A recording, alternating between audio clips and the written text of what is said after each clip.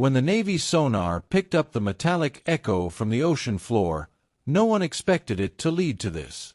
2 aircraft, buried under layers of coral and silt, resting side by side, perfectly preserved like ghosts frozen in time. Inside one of them, divers found something that made even the most seasoned among them turn pale. A single leather flight jacket, still strapped into the pilot's seat, and beneath it, a name tag that had haunted U.S. Navy records for 30 years. Captain Douglas Rains, Squadron 9. The mystery of what happened to Rains and his crew during their classified mission in 1944 had become legend, spoken in whispers by veterans, and dismissed by historians as a wartime anomaly. But when the Navy finally pulled those aircraft from the deep, they uncovered a secret that had been buried since World War II, a secret that should have never been found. Before we go into this haunting true mystery, make sure to like this video, subscribe to the channel, and turn on the notification bell so you never miss another deep story like this one. These stories take a lot of time and research, and your support keeps us going. Now, let's go back to 1944, where a group of pilots vanished during a top-secret operation that would remain hidden beneath the Pacific for 3 decades. In the final months of 1944, as the world was burning across continents, the U.S. Navy quietly launched an operation that would never officially exist. It was known only to a handful of men as Operation Deepwave, a covert reconnaissance mission that would send 6 aircraft deep into enemy-held waters in the Pacific. Their objective: to track and photograph a series of mysterious Japanese cargo ships believed to be transporting experimental weapon components. But to those who flew that mission, it would be the last time anyone would see them alive. Leading the flight formation was Captain Douglas Rains, a 29-year-old pilot from Kansas City. A man described by his peers as steady in the sky, quiet on the ground.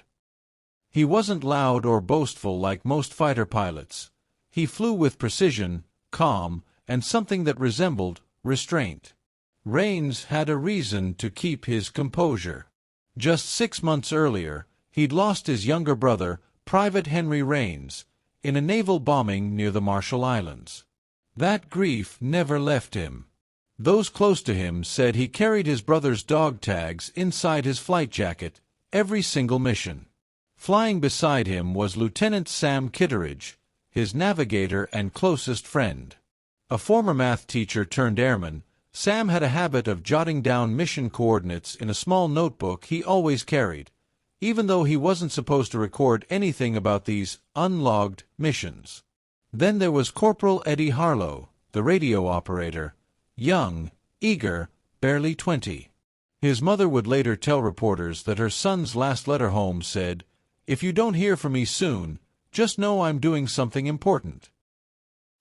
On June 17, 1944, the squadron took off from Naval Air Station Meriton, located on a classified island base east of the Philippines. Their orders were brief and coded. Proceed south by southwest. Track convoy formation Bravo. Maintain radio silence. Return by dawn. That was it. No map details. No backup coordinates. No official call sign. Even the mechanics who refueled their planes were told to forget they ever saw them. Hours later, radar picked up the squadron moving as planned. Then, at 23:47, the blips vanished from every screen. No distress call. No explosion detected.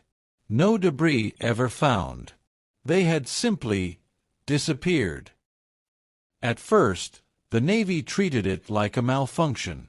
Pacific storms were known to swallow planes without trace, and Deepwave's coordinates lay right inside what sailors called the Devil's Basin, a notoriously unpredictable stretch of ocean. But not everyone believed it was the weather. Commander Elliot Markham, who oversaw flight records at Meriton Base, noticed something strange the next morning. Every record, every written order, every mention of Operation Deepwave had been removed. Files erased. Mission logs reprinted. Even the fuel manifests had been altered. When Markham asked about the missing records, he was told to stand down and forget. 3 weeks later, he was reassigned, without explanation. And so, the disappearance of Rains and his men became nothing more than a rumor, buried beneath the chaos of war. Families received telegrams that said, "Killed in action, details classified." But behind those telegrams were unanswered questions. And for 30 years, the Pacific kept its silence. What no one knew then, not even the Navy, was that part of Operation Deepwave's orders were never meant to be carried out. Because those pilots weren't sent to observe something. They were sent to hide something. By late evening, the 6 aircraft that made up Squadron 9 were already flying over the southern Pacific. Visibility was poor. A heavy cloud front had rolled in from the east, masking the ocean beneath them. From the radio logs that did survive, Captain Douglas Rains had reported calm weather at takeoff, but what they encountered a few hours later was something no one could have predicted. Lieutenant Sam Kitteridge's navigation notes, later recovered from his widow's belongings, described the flight as unusually silent. Rains' final confirmed transmission came at 20:37 hours. "This is Leader 1. Formation tight. Proceeding to grid 270. No visual on convoy yet. Over." The control tower acknowledged. Then, a pause. Static. Rains' voice came back through, hesitant this time. "Seeing strange lights beneath the waterline. Multiple glows, about a mile spread. Looks like flares or something subsurface. Over." Headquarters told him to maintain position. But that was the last clear sentence ever received from him. Seconds later, all 6 signals began to flicker, one by one, and then disappeared entirely from radar. No distress beacon. No emergency code. Just silence. In 1975, decades after the incident, a retired communications officer named Harold Pierce came forward with something he said he wasn't supposed to have kept, an audio reel labeled Deepwave 44. It was a low-frequency intercept recorded that same night, never filed in the official archives. Pierce claimed it captured the final 90 seconds before contact was lost. Experts analyzed the tape years later and verified it matched the equipment used by Meriton Base at the time. The transcript reads as follows.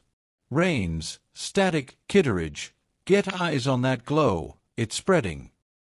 Kitteridge, "Not a ship, sir. It's circular. Moving." Harlow, radio op, "Signal interference, sir. Compass gone, reading null." Unknown voice, "Pull up."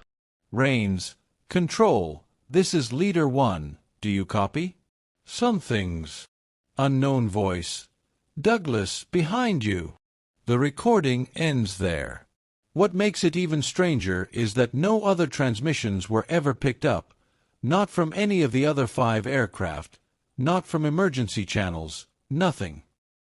The next morning, June 18th, the Navy launched a full search effort, Operation Tideglass. 2 destroyers, the USS Reading and USS Calvert, were dispatched to comb the area. They found no wreckage, no oil slick, no floating debris. The ocean floor scans at that time were crude, but even sonar teams reported unusual distortions, echoes that didn't match typical underwater terrain. The official report would later read, "Squadron 9 presumed lost to mechanical failure and storm interference." But the weather logs from that night recorded no major storm activity. It was a lie. Within 72 hours, Naval Air Station Meriton underwent a routine security review.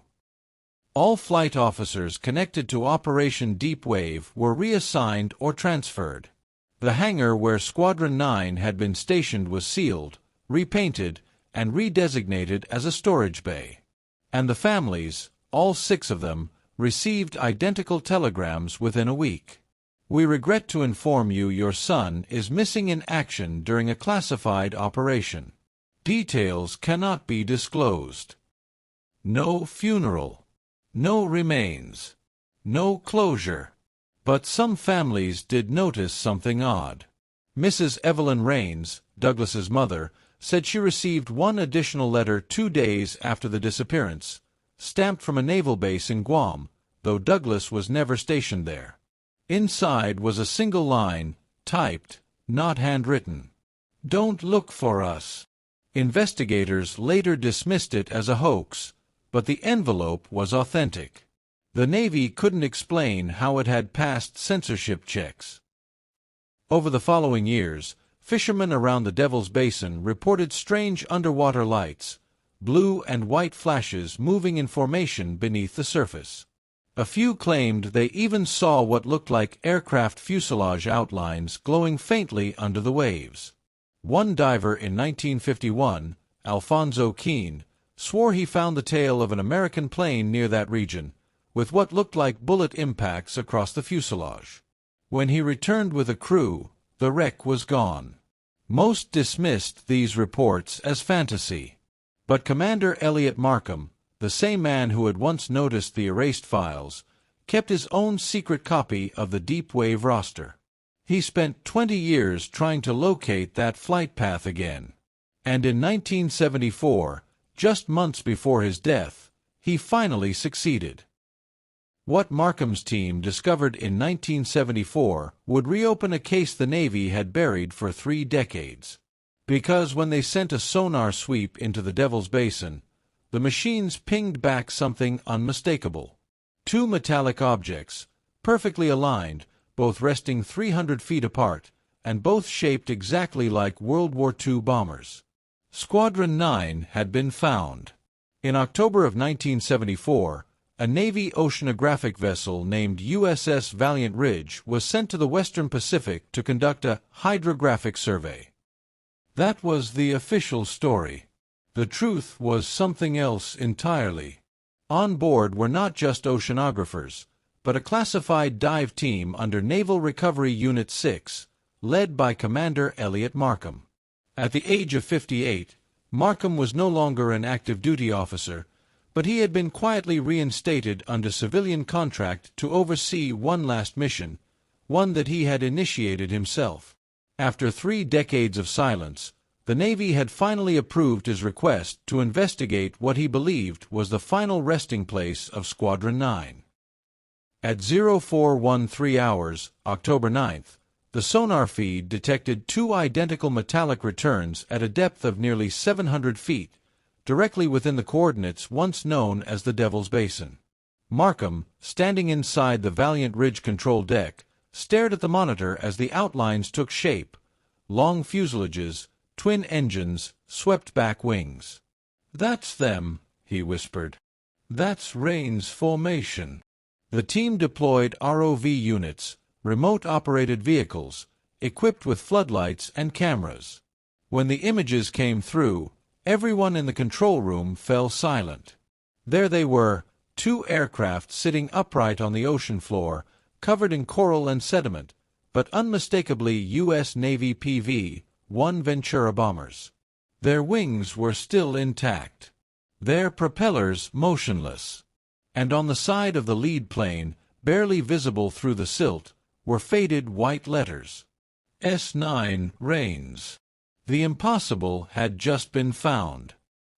The next morning, 3 divers, Lieutenant Avery Mills, Petty Officer Grant Nolan, and Chief Diver Walter Franks, descended into the basin. The water was cold and strangely still. Visibility was low. As they reached the first aircraft, Mills noted something chilling in his audio log. "Planes intact. No sign of impact damage. No structural break. It's like it landed down here gently." The cockpit canopy was still sealed. Through the glass, something could be seen inside, the faint outline of a pilot's helmet. Franks used a small cutting torch to breach the hatch. The moment they opened it, a cloud of preserved air hissed out, carrying a faint metallic scent. Inside sat the remains of Captain Douglas Rains, still strapped into his seat, uniform mostly intact, hands gripping the flight controls. On his right shoulder hung a rusted set of dog tags, one of them belonging to his younger brother, Henry. But there was something else. On the instrument panel, taped in place, was a weathered note written in pencil. The words were simple, but haunting. It wasn't the storm. The team moved to the second aircraft, about 300 feet away. Inside, they found Lieutenant Kitteridge and Corporal Eddie Harlow, both seated as though frozen mid-task. Harlow's hands still rested over the radio switch. His mouth was open, as if caught mid-sentence. What the divers found next, however, wasn't mechanical. It was biological. In the rear compartment, beneath loose gear, they recovered a sealed metal canister, marked only with a faded symbol, a black circle with 3 vertical slashes. It didn't match any known U.S. insignia from the war. Commander Markham ordered the canister recovered under strict secrecy. The Navy log would later describe it simply as unidentified ordnance. But the divers' private accounts told a different story. One of them, Grant Nolan, who later left the Navy, would tell his wife that the canister was warm to the touch, despite being submerged for 30 years. The USS Valiant Ridge returned to base within 8 days. All photographs, dive logs, and sonar recordings were seized by naval intelligence. The official press release stated the mission had discovered 2 aircraft debris fields unrelated to wartime activity.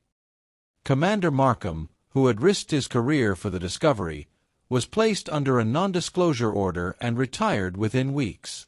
He never spoke publicly again. But one classified memo, dated November 4, 1974, surfaced decades later under the Freedom of Information Act. It was addressed to the Secretary of Naval Operations and marked Top Secret, Anomaly Assessment. It read, "Recovered aircraft identified as Ventura PV-1 units from classified 1944 mission, Deepwave. Crew remains located. Cause of incident undetermined. Presence of secondary cargo container not matching U.S. manufacture. Recommend permanent containment. Further dissemination prohibited." That memo was signed by Rear Admiral Charles J. Latham, a man who, according to records, had been directly involved in post-war chemical weapons disposal. 2 months later, in January 1975, Commander Markham was found dead in his home in Virginia. The coroner ruled it a heart attack. But those who knew him said he'd been in perfect health. In his study, on his desk, lay a single cassette tape labeled Douglas. The tape contained an audio message, Markham's last words to his old friend Captain Rains, whom he had never stopped searching for. "They told us it was a recon mission. But it wasn't, was it? You were sent to move something, not find it. And when it went wrong, they buried you along with it. Forgive me, old friend. They made me part of it, and I didn't even see it until now." The tape was never meant for public release. It was discovered only after his death, filed in his personal archives. When his belongings were later returned to his family, the cassette was missing. The Navy officially closed the Deepwave file in 1975. But years later, a retired diver revealed something that reignited the case completely, something that pointed to the true purpose of the mission and why the pilots were never supposed to return.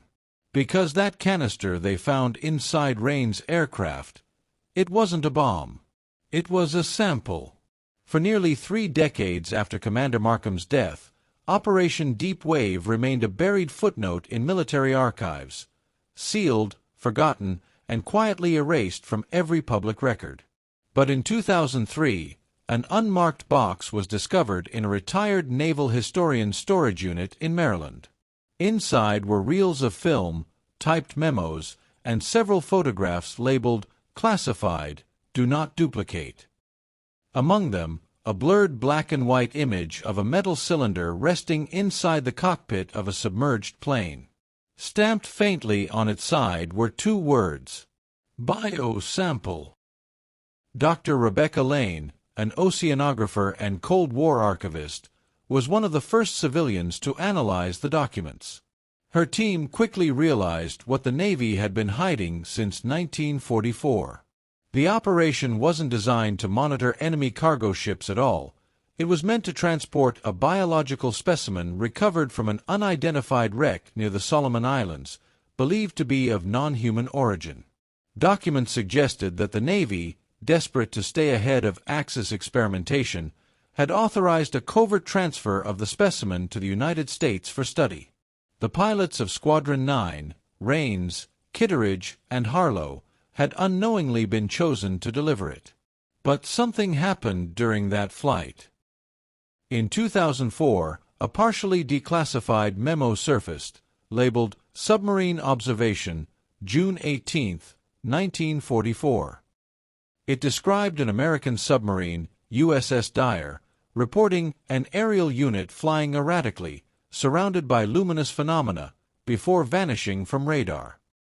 The report noted blue-white atmospheric disturbance, similar to electromagnetic interference. And most importantly, it recorded a spherical glow descending into the ocean. The coordinates matched exactly where the aircraft would later be found. It wasn't a storm that brought the planes down. It was the object itself. By the time the Navy retrieved the wrecks in 1974, the object, whatever it was gone. Only the canister remained. According to Lane's team, that canister was later transferred to the Naval Research Facility at Point Meridian, a site rumored to handle experimental containment materials during the Cold War. No official record confirms this, but one internal lab document recovered from 1976 mentioned residual bioluminescent material and rapid oxidation. Translated into plain terms, the sample glowed, even underwater, and appeared to react to exposure. That might explain the light Rains and his crew had reported moments before vanishing. Seeing strange lights beneath the waterline, looks like flares or something subsurface. Dr. Lane managed to contact the family of Captain Rains. His niece, Eleanor Rains, was 63 at the time. She had grown up hearing whispers about her uncle's secret flight. She said that her grandmother, Douglas's mother, had always kept a candle burning in her window for him, long after the war ended. When Eleanor was shown the recovered photograph of Rains' aircraft, she noticed something that the analysts had missed. On the cockpit dashboard, just below the handwritten note, "It wasn't the storm," there was another line, barely visible in the original photo. She enhanced the image digitally. The second line read, "We weren't alone." When journalists later pressed the Navy for comment, the official response was short and predictable. The operation described is a matter of historical classification. No comment. But Dr. Lane's findings, though never officially acknowledged, were later verified through multiple channels, including matching aircraft serial numbers and classified mission codes. Her report concluded, "All evidence indicates the crew of Squadron 9 were exposed to an unknown environmental or biological event. Their actions suggest they attempted to contain or isolate the anomaly before their disappearance. The decision to erase their mission likely stemmed from the risk of exposure." In other words, they weren't victims of war. They were victims of a secret too dangerous to surface. In 2005, a memorial was finally erected at what used to be Naval Air Station Meriton, now an abandoned overgrown island strip. The plaque bears 6 names, the entire Squadron 9 roster, and the inscription, "They flew into silence, so others would never have to." At the dedication, Eleanor Rains placed her uncle's brother's dog tags, the ones Douglas had carried, beneath the stone. She said, "If they were hiding something, I think it was to protect us." Maybe that's why he said not to look. To this day, no one knows what became of the canister or the supposed biological material inside it.